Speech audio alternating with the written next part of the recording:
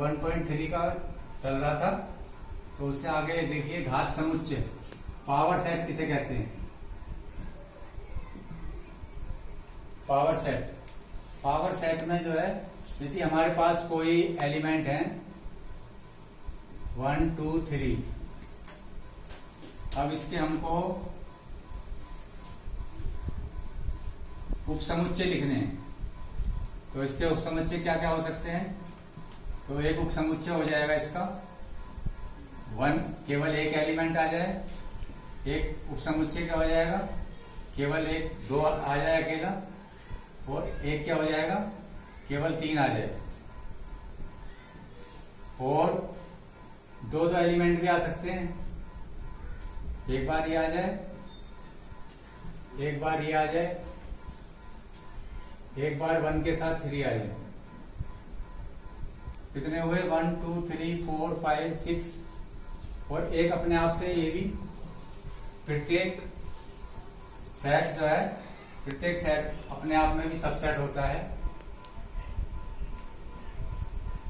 और एक जो है जो आपको बताया था रिक्त समुच्चय, यानी कि रिक्त भी, जो इसमें रिक्त है वो भी लिया जाएगा, जिसको हम फाइव से प्रदर्शित करते हैं। या फाइव लिखो या ऐसे भी लिख सकते हो आप। तो ये सारे मिलाकर के कितने हुए 1 2 3 4 5 6 7 8। यानी कि इसमें जो है कितने एलिमेंट थे 3, और उसके उपसमुच्चय कितने आए 8 आए बच्चों। तो जब भी आपको कभी भी क्या निकालने हो, उसके घात समुच्चय कितने आएंगे, तो आप उसके लिए याद रखेंगे घात समुच्चयों की संख्या।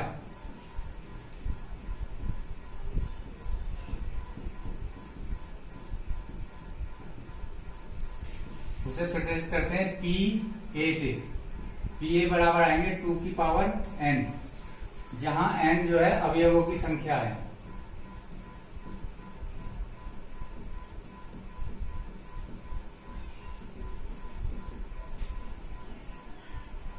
जहां n अवयवों की संख्या है। तो इसकी परिभाषा क्या होगी बच्चों, इसकी परिभाषा ये हो जाएगी समुच्चय ए के उपसमुच्चय के संग्रह को, समुच्चय ए के उपसमुच्चय के संग्रह को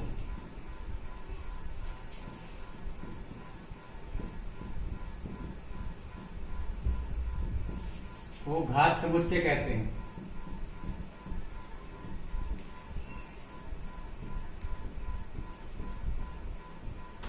इसे P से प्रदर्शित करते हैं, इसे P A से प्रदर्शित करते हैं।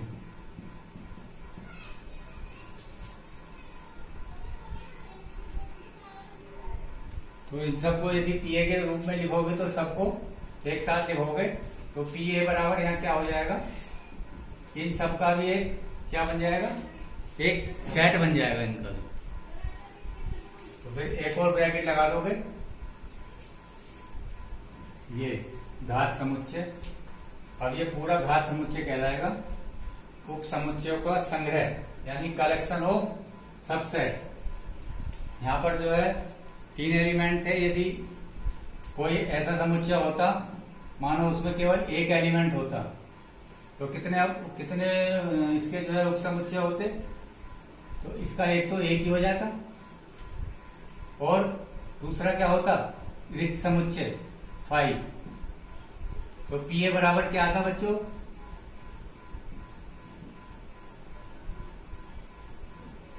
इसमें कितने आ गए 2। मैथड इसका वही है, क्योंकि एक एलिमेंट है, तो यदि संख्या निकालनी थी आपको तो 2 की पावर n, n की वैल्यू क्या रखी यहां पर, नंबर ऑफ एलिमेंट 1 है। 2 की पावर 1 इक्वल टू 2। एलिमेंट कितने होंगे उसमें, घात समुच्चय में 2 होंगे, 2 आपके सामने। तो घात समुच्चय बहुत सरल है, आप इसे अच्छी तरह से समझ लें। फिर उसके बाद आता है सार्वत्रिक समुच्चय। सार्वत्रिक समुच्चय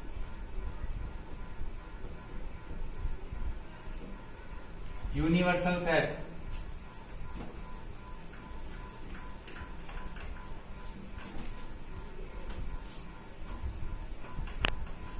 यूनिवर्सल सेट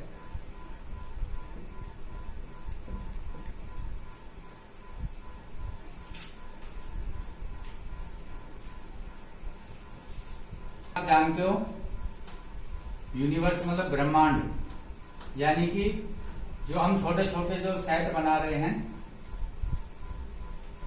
पृथ्वी पर, ऊपर पृथ्वी पर समस्त, जैसे कि आप एग्जाम्पल ले सकते हैं, जैसे विश्व के समस्त मानव का समुच्चय क्या होगा, एक सार्वत्रिक समुच्चय होगा। विश्व के समस्त मानव का समुच्चय एक सार्वत्रिक समुच्चय होगा।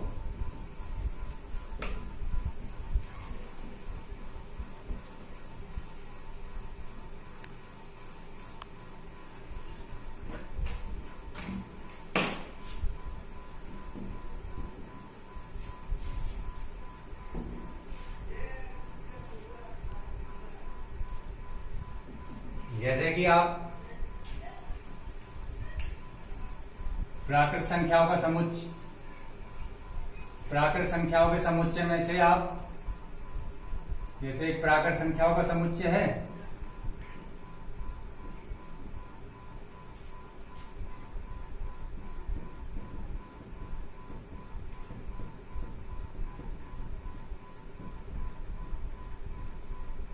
प्राकृत संख्याओं का समुच्चय,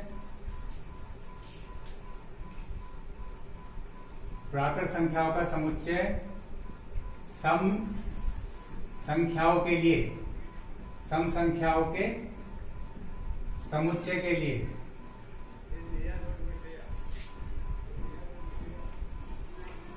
क्या होगा, सार्वत्रिक समुच्चय होगा।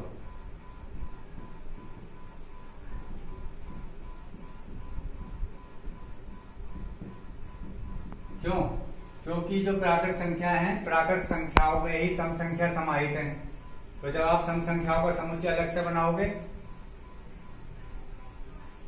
तो वो एक अलग सेट होगा, परंतु वो कहां से निकला है, प्राकृत, प्राकृत संख्याओं के समुच्चय में से। यानी कि यूनिवर्सल सेट का मतलब है पेरेंटल सेट, यानी कि उसी में से हम जो छोटे छोटे बनाएंगे तो वो सब क्या कहलाएंगे, सार्वत्रिक समुच्चय कहलाएंगे।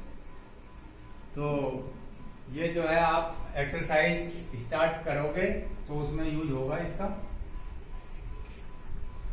तो एक्सरसाइज नंबर 1.1 के आज क्वेश्चन आपने करने हैं, अधिकतर क्वेश्चन आप स्वयं ही कर लोगे।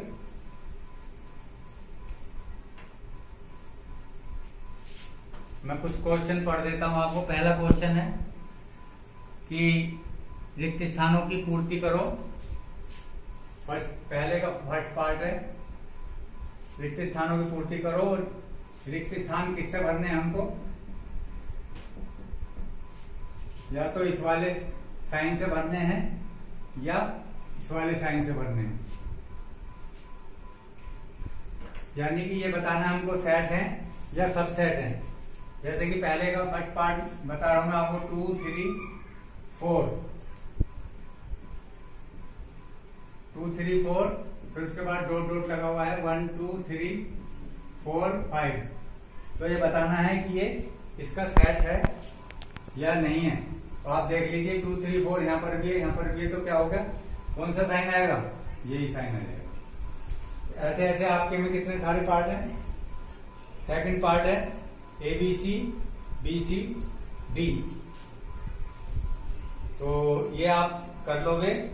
इसमें एक क्वेश्चन ये भी आया है, किसी समतल में थर्ड फोर्थ पार्ट स्थित एक वृत्त है, एक्स एक्स एक समान समतल में वृत्त है जिसकी तृतीय एक इकाई है। तो उसमें भी सबसेट का निशान आप लगा दोगे। तो दूसरा क्वेश्चन भी इसी तरह का है, क्वेश्चन नंबर 2। क्वेश्चन नंबर 2 में भी सत्य और ट्रू फॉल्स बताने हैं। क्या बताने हैं, ट्रू फॉल्स। ट्रू फॉल्स में क्या है, पहला question, A B is not subset of B C A. ये नोट है, ये नोट तो नहीं है, ये एयर भी तो इसमें है, तो इसका मतलब ये सही है। परंतु यहाँ पर इसका क्रॉस का निशान लगा दिया इन्होंने, तो ये कथन कैसा हो जाएगा? फॉल्स। यदि यहाँ पर ये निशान ना होता तो ये ट्रू होता। तो इस तरह से आपको ये आप बाकी पार्ट कर लेना। और क्वेश्चन नंबर 3 भी ऐसा ही है। क्वेश्चन नंबर 4 देखिए। क्वेश्चन नंबर 4, क्वेश्चन नंबर 4 है निम्नलिखित समुच्चय के सभी उपसमुच्चय लिखिए। उपसमुच्चय लिखने हैं हमको।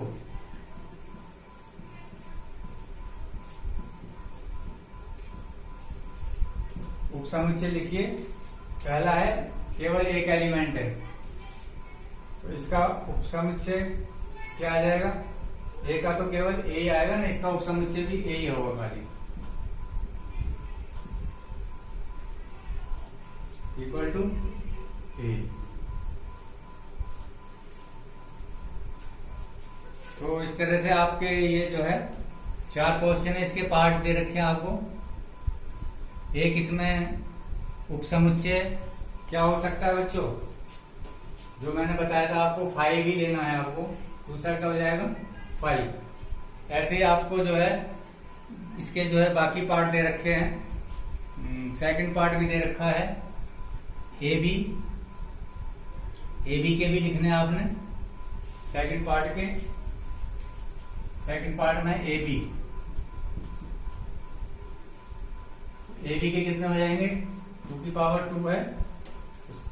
कुल उपसमुच्चय कितने हो जाएंगे? ए बी और 5 भी हो जाएगा, 4 हो जाएंगे। तो इस तरह से क्वेश्चन नंबर 4 आपका हो जाएगा। क्वेश्चन नंबर 5, पी ए के कितने अवयव हैं? क्वेश्चन नंबर 5,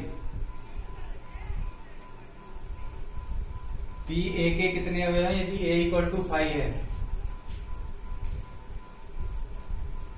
कुल कितने अवयव आएंगे यदि ए की वैल्यू 5 है? तो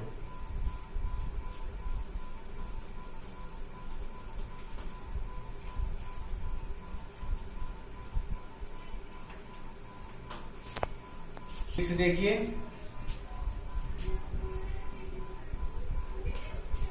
निम्नलिखित को अंतराल के रूप में लिखिए।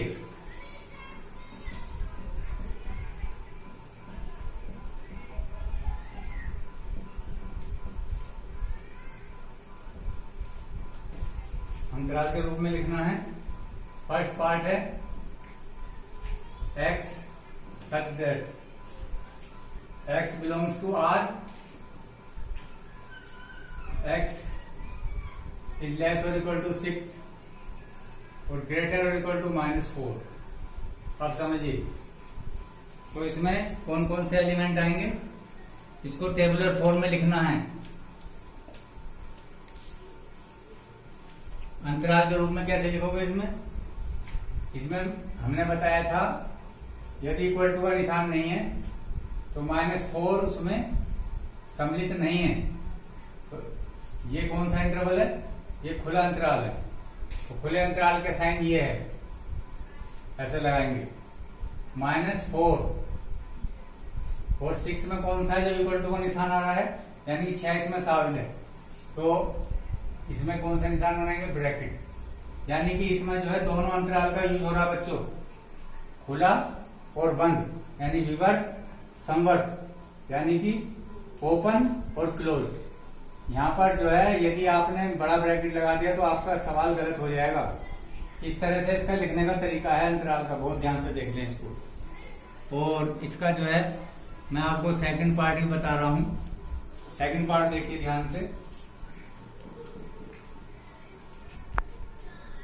x such that x belongs to R, x less or equal to -10 greater -12। तो इसको उसके रूप में लिखना है, तो कैसे लिखेंगे? दिस इम्प्लाइज, यहां पर भी इक्वल टू का निशान नहीं है, यानी कि दोनों जगह खुला अंतराल है, तो -12 और -10। ये इसका आंसर हो गया। बाकी सेकंड और थर्ड पार्ट आप खुद लिख लोगे। उसके बाद अगला क्वेश्चन शुरू करते हैं। क्वेश्चन नंबर 7, समुच्चय निर्माण रूप में लिखना है उसको, इसका अपोजिट किसमें लिखना है? समुच्चय निर्माण रूप में। यह है 7वां, सेट बिल्डर फॉर्म में लिखना है। -3 0 तो काय में लिखेंगे? सेट बिल्डर फॉर्म में। दिस इंप्लाइज क्या? x such that x belongs to R, x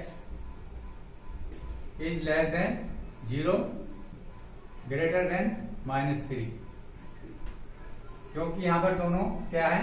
open interval है। तो इसी टाइप से बाकी पार्ट्स आप कर लोगे। और 8वां क्वेश्चन भी आपको क्या बताना है? निम्नलिखित में से प्रत्येक के लिए आप कौन सा सार्वत्रिक समुच्चय प्रस्तावित करोगे? 8वें का फर्स्ट है समकोण त्रिभुजों का समुच्चय। समकोण त्रिभुजों का समुच्चय, समद्विबाहु त्रिभुजों का समुच्चय, इन दोनों के लिए आप क्या करोगे? समकोण त्रिभुज किसमें से निकले? समस्त त्रिभुजों का। तो इसका आंसर लिख दोगे त्रिभुजों का समुच्चय सार्वत्रिक समुच्चय होगा। त्रिभुजों का समुच्चय सार्वत्रिक समुच्चय होगा। त्रिभुज में से ही दोनों चीज निकलेंगी ना। त्रिभुजों का समुच्चय सार्वत्रिक समुच्चय होगा। तो ये वाला प्रस्ताव पूछ रहा था। इसी तरह से ये एक्सरसाइज आपकी पूरी होगी। कल नेक्स्ट एक्सरसाइज कराई जाएगी। थैंक्स।